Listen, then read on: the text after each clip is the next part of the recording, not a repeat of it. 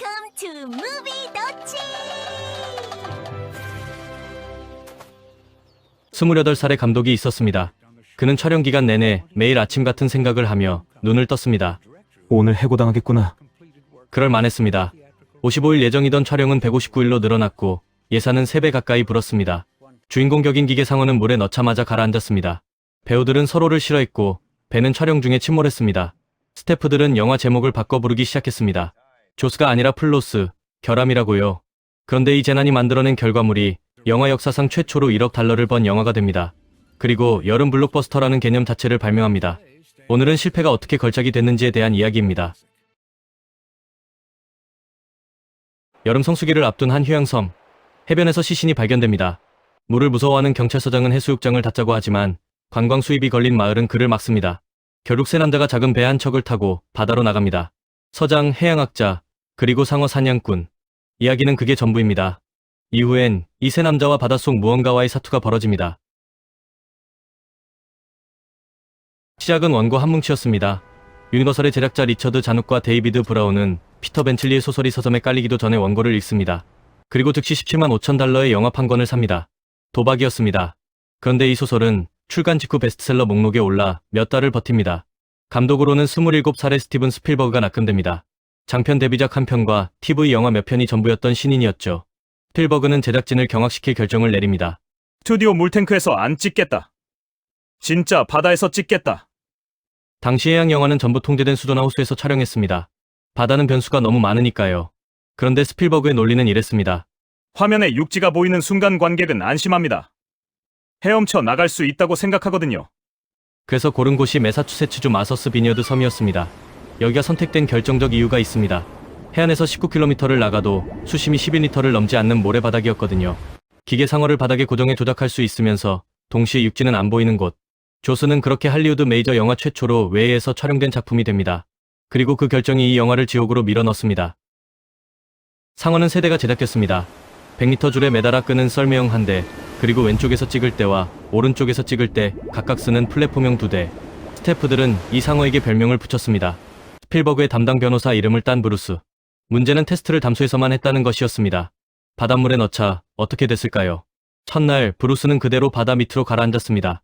이후로도 염분이 유압 장치를 갉아먹었고 폴리우레탄 피부는 물을 먹어 부풀었고 눈알은 사시처럼 돌아갔습니다. 이걸 움직이려면 14명이 동시에 조작해야 했습니다. 스필버그가 붙인 두 번째 별명이 있습니다. 거대한 하얀 똥덩어리. 더 심각한 문제는 대본이었습니다. 1973년 작가조합 파업의 여파로 일정이 밀린 상태에서 제작진은 대본이 완성되지 않은 채로 촬영을 시작합니다. 스필버그는 친구인 코미디 작가 칼 고틀립을 불러 함께 지내게 했습니다. 고틀립은 다음날 찍을 장면을 그 전날 밤에 써냈습니다. 배우들도 대사를 직접 만들어 붙였습니다. 그중 하나가 나중에 영화사에 남는 명대사가 됩니다. 촬영은 1974년 5월에 시작됐습니다. 예정은 55일, 실제로는 159일이 걸립니다. 3배에 가깝습니다. 예산은 350만 달러에서 900만 달러로 불었습니다. 이유를 하나씩 볼까요? 바다는 매일 표정이 달랐습니다. 아침에 찍은 파도와 오후에 찍은 파도가 안 이어져서 컷이 붙지 않았습니다. 지나가던 요트가 프레임에 들어와 다시 찍어야 했습니다. 장비는 젖었고 배우들은 뱃멀 위로 토했습니다. 스필버그의 회고에 따르면 하루 12시간 중 실제 촬영에 쓴 시간은 평균 4시간이었습니다. 나머지 8시간은 뭘 했느냐고요? 기다렸습니다. 상어가 고쳐지기를요. 그러던 어느 날 진짜 재난이 터집니다. 촬영에 쓰던 배 오르카오가 촬영 도중 침몰한 겁니다. 배우들이 타고 있는 상태에서요. 배우와 스태프는 구조됐습니다. 문제는 카메라였습니다. 그날 찍은 필름이 바닷물에 잠긴 채 통째로 가라앉았거든요. 며칠간의 작업이 날아갈 위기였습니다. 제작진은 젖은 필름을 즉시 뉴욕의 현상소로 공수했습니다. 그리고 기술자들이 필름을 살려냅니다.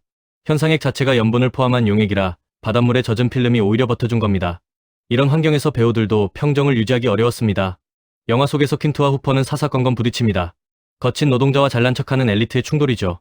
카메라 밖에서도 똑같았습니다. 로버트 쇼는 27살의 드레이퍼스를 끊임없이 자극했습니다. 체중을 조롱했고 27m 높이의 돛대에서 바다로 뛰어내려 보라고 도발하기도 했습니다. 여기엔 배경이 있습니다. 쇼는 심각한 알코올 문제를 안고 있었고 촬영장에서 취해 있는 날이 많았습니다. 게다가 미국 세무당국의 소득세를 물지 않으려고 쉬는 날마다 캐나다나 버뮤다로 날아갔습니다. 미국 체류 일수를 제한해야 했거든요. 스필버그는 이 갈등을 말리지 않았습니다. 오히려 그대로 카메라에 담았습니다. 두 사람의 진짜 적대감이 영화의 가장 큰 재산이 됐습니다. 영화의 오프닝도 보통 일이 아니었습니다. 밤바다에서 혼자 헤엄치던 여성이 물속으로 끌려 들어가는 장면입니다. 이 역을 맡은 사람은 배우가 아니라 수영선수 출신 스턴트우먼 수잔 베클린이었습니다. 스필버그가 배우를 안 쓴 이유가 있습니다. 물을 잘 알고 그 격렬한 흔들림을 견딜 수 있는 사람이 필요했습니다. 방법은 원시적이었습니다. 그녀의 몸에 케이블을 연결하고 해변에서 남자 10명이 한쪽 줄을, 다른 10명이 반대쪽 줄을 번갈아 잡아당겼습니다. 상어에게 물어뜯기는 움직임을 만들기 위해서요. 그녀 본인의 회고입니다. 가라앉지 않으려고 온 힘을 다해 발을 굴러야 했습니다. 결정적인 테이크에서는 언제 잡아당길지 알려주지 않았습니다. 진짜 반응을 얻기 위해서였죠. 후반 작업에서 비명을 다시 녹음할 때는 이렇게 했습니다. 감독이 저를 의자에 앉히더니 제 목구멍에 물을 부었어요. 스필버그는 훗날 이 장면을 내가 연출한 가장 위험한 스턴트 중 하나라고 말했습니다. 리얼리즘에 대한 스필버그의 집착은 여기서 끝나지 않습니다. 아들을 잃은 어머니가 브로디 서장의 뺨을 때리는 장면. 이 역을 맡은 리 피에로는 전문 배우가 아니라 마서스 비녀드 섬의 연기 교사였습니다. 그녀는 때리는 신용을 하는 기술을 몰랐습니다. 그래서 로이 샤이더를 진짜로 때렸습니다. 그것도 17번. 만족스러운 컷이 나올 때까지요. 그리고 또 하나. 해변에서 시신의 팔이 발견되는 장면에서 소품으로 만든 가짜 팔이 너무 티가 났습니다. 스필버그의 해결책은 이랬습니다. 여성 스태프 한 명을 모래에 파묻고 팔만 밖으로 내놓게 한 겁니다. 우리가 그 장면에서 보는 팔은 살아있는 사람의 진짜 팔입니다. 기계상어가 고장난 스필버그는 진짜 상어 영상이 필요했습니다. 호주에서 활동하던 해양 다큐멘터리 부부 론 테일러와 발레리 테일러가 실제 백상아리 촬영을 맡습니다. 여기서 이들이 쓴 트릭이 기가 막힙니다. 상어를 더 커 보이게 만들려고 일반 철창보다 작게 제작한 미니어처 철창에 체구가 작은 스턴트맨을 넣은 겁니다. 상대적 크기를 조작한 거죠. 그런데 촬영 중 사고가 터집니다. 거대한 백상아리 한 마리가 밧줄에 엉켜 철창을 산산조각 냈습니다. 다행히 그 순간 철창 안에는 아무도 없었습니다. 하지만 그 장면이 고스란히 필름에 담겼습니다. 스필버그는 이 영상을 보고 흥분합니다. 어떤 특수효과로도 만들 수 없는 그림이었으니까요. 문제는 원작 소설과 대본에서 그 철창 안에 인물이 죽는 설정이었다는 겁니다. 그래서 스필버그는 각본을 고칩니다. 그가 철창을 빠져나와 살아남는 것으로요. 통제할 수 없는 야생동물 한 마리가 주요 등장인물의 생사를 바꿔놓은 겁니다. 자, 이제 이 영화의 핵심입니다. 상어가 계속 고장나니까 스필버그에겐 선택지가 없었습니다. 상어를 안 보여주고 찍는 수밖에요. 그래서 그는 이렇게 했습니다. 물속에서 위를 올려다보는 상어의 시점샷, 수면 위를 떠다니는 노란 술통, 파도의 미세한 일렁임, 실체 대신 암시로 공포를 만든 겁니다. 훗날 스필버그가 이 사고를 회고하며 남긴 말입니다. 그건 신의 선물이었습니다. 나는 고질라 영화를 만들다가 히치콕 영화를 만들기 시작한 겁니다. 관객이 가장 무서워하는 건 화면에 보이는 괴물이 아닙니다. 화면 밖에 있을지도 모르는 것이죠. 기계가 고장나지 않았다면 우리는 훨씬 덜 무서운 영화를 봤을 겁니다. 재밌는 건 이 안 보여주기 전략을 두고 감독과 편집자가 계속 싸웠다는 겁니다. 편집을 맡은 버나필즈는 당시 쉬녀서 이미 37편을 편집한 베테랑이었고 스필버그와 조지 루카스 같은 젊은 감독들에게 마더 커터라 불리던 사람이었습니다. 그녀의 원칙은 하나였습니다. 덜 보여줄수록 좋다. 그런데 스필버그는 반대였습니다.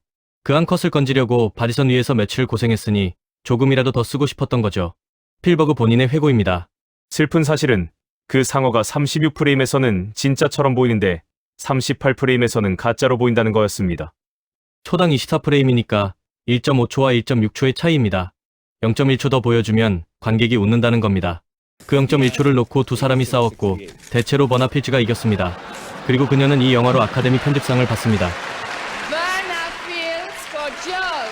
결과가 어땠을까요? 러닝타임 124분짜리 영화에서 상어가 온전한 모습을 드러내는 건 1시간 21분이 지난 뒤입니다. 그러니까 관객은 1시간 넘게 아무것도 못 본 채로 공포에 시달립니다. 그리고 그 첫 등장 장면에서 영화사에 남는 대사가 터집니다. You're gonna need a bigger boat. 대본에 없던 대사입니다. 그런데 로이 샤이더가 즉석에서 지어낸 것도 아닙니다. 촬영 내내 스태프들은 장비를 싣는 지원선이 너무 작다고 불평했고 더 큰 배가 필요하다는 게 현장의 유행어였거든요. 샤이더는 그 농담을 여러 테이크에 슬쩍슬쩍 끼워 넣고 있었습니다. 그중 딱 하나가 완벽한 타이밍에 걸린 겁니다. 이 대사는 AFI 선정 100대 명대사 35위에 올랐습니다. 사연 많은 이 영화를 완벽하게 만든 건 여전히 많은 이들에게 기억되는 배경음악 때문일 겁니다. 촬영이 끝나고 존 윌리엄스가 스필버그를 피아노 앞으로 부릅니다. 그리고 손가락 2개로 낮은 음 2개를 반복해 칩니다. 그게 전부였습니다. 스필버그는 농담인 줄 알았습니다. 그는 훨씬 웅장하고 복잡한 곡을 기대하고 있었거든요. 이 단순한 반복이 세계에서 가장 유명한 영화음악이 될 거라곤 상상도 못했습니다. 하지만 윌리엄스의 논리는 명확했습니다. 상어를 화면에 못 보여준다면 소리가 상어를 대신해야 한다는 것. 두 음이 빨라지면 관객은 압니다. 지금 화면에 아무것도 없어도 그것이 오고 있다는 거요. 훗날 스필버그의 말입니다. 이 영화의 성공에서 절반은 존 윌리엄스의 몫입니다. 윌리엄스는 이 곡으로 아카데미 음악상을 받습니다. 마지막 퍼즐은 시사회장에서 맞춰집니다. 첫 시사회에서 상어가 처음 튀어나오는 장면은 영화 전체에서 가장 큰 비명을 끌어냈습니다. 비명 다음엔 큰 웃음이 터졌고요. 긴장이 풀린 겁니다. 스필버그는 만족하지 않았습니다. 비명이 하나 더 필요하다고 판단합니다. 그가 원한 건 침몰한 배 밑바닥에서 시신의 머리가 튀어나오는 장면이었습니다. 그런데 제작사가 거절합니다. 이미 예산이 3배로 불어난 상황이었으니까요. 그래서 스필버그는 자기 돈을 씁니다. 장소는 편집자버나 필지의 자택 수영장이었습니다. 수영장에 배 조각을 가라앉히고 위를 방수포로 덮어 어둡게 만들고 탁한 바닷물 색을 내려고 연유를 통째로 들이부었습니다. 다음 시사회에서 스필버그는 비명을 2번 얻습니다. 159일째, 마침내 마지막 촬영이 끝납니다. 보통 이런 날엔 감독이 스태프들과 축배를 들죠. 스필버그는 그러지 않았습니다. 마지막 컷이 끝나자마자 자리를 떴습니다. 이유는 이랬습니다. 지친 스태프들이 감독을 바다에 던져 넣는 게 촬영 종료에 관리했는데 그는 그 바다에 단 1초도 더 들어가고 싶지 않았거든요. 스필버그는 이후 몇 년 동안 배가 흔들리는 악몽에 시달렸습니다. 물침대에서 자다가도 파도를 느꼈다고 합니다. 1975년 6월 20일, 개봉일입니다. 당시 할리우드에서 여름은 비수기였습니다. 사람들이 밖에 나가 노느라 극장에 안 오니까요. 큰 영화는 전부 연말에 걸었습니다. 조스도 원래 1974년 크리스마스 개봉 예정이었습니다. 제작이 밀려서 여름으로 떠밀린 거죠.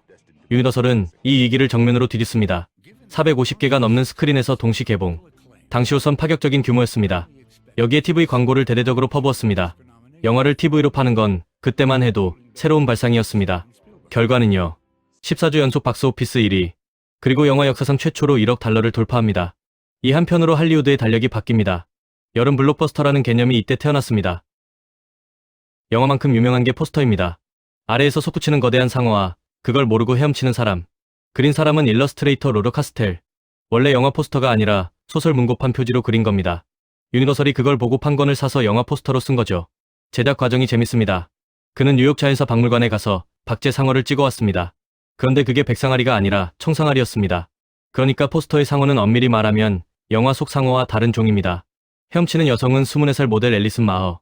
의자 2개 위에 엎드려 수영 자세를 취했고 받은 돈은 $35였습니다. 그리고 이 이야기엔 2개의 반전이 있습니다.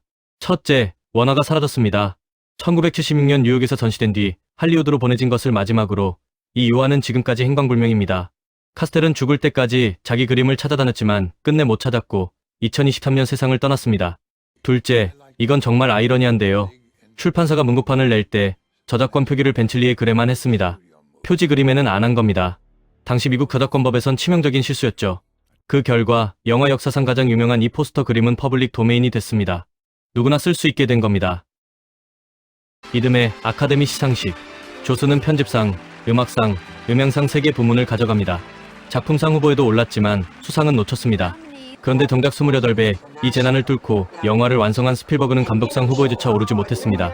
이때 상황이 카메라에 찍혀 있습니다. 후보 발표를 지켜보던 스필버그가 자기 이름이 안 나오자 보인 반응은 지금도 회자됩니다. 그가 아카데미 감독상을 받는 건 그로부터 18년 뒤 쉰들러 리스트로였습니다. 이 영화로 편집상을 받은 버나 필즈는 이후 유니버설의 부사장 자리까지 오릅니다. 여성 편집자로서는 전례가 없는 일이었습니다. 상어를 감춰 영화를 살려낸 사람이 정당한 평가를 받은 몇 안 되는 사례였습니다. 마지막으로 이 영화가 남긴 그림자 이야기를 하겠습니다. 영화가 대성공하자 미국 곳곳에서 상어 사냥 토너먼트가 열리기 시작합니다. 사람들이 트로피처럼 상어를 잡아 매달았습니다. 상어를 죽여도 되는 것, 죽여야 하는 것으로 만든 이미지가 대중에게 각인된 겁니다. 피터 벤틀리는 이 광경에 충격을 받습니다. 그는 남은 인생을 해양 생태계 보호 운동에 바쳤습니다. 마지막으로 짧은 이야기 몇 개만 덧붙이겠습니다. 상어 뱃속을 갈랐을 때 나오는 자동차 번호판, 자세히 보면 007로 시작합니다. 스필버그가 007 시리즈에 슬쩍 남긴 인사입니다. 그리고 우연치 않게 개봉 2년 후 나온 007 나를 사랑한 스파이에서 조스라는 이름을 가진 캐릭터가 등장합니다. 1975년 여름, 미국의 해수욕장 방문객은 기록적으로 줄었다고 합니다. 러닝타임은 124분. 50년 전 영화고 상어는 지금 보면 확실히 기계처럼 보입니다. 흐름이 유치할 수도 있습니다. 하지만 이것만 기억해주세요. 이 장면을 유치하게 만들었던 비슷한 수많은 영화들은 이 조스의 공포 법칙에서 시작되었다는 것입니다. 이제는 공포보다는 추억이 더 가까운 감정이 되었을 이 영화를 다시 한번 여러분께 추천드립니다. 감사합니다. 무비도치였습니다.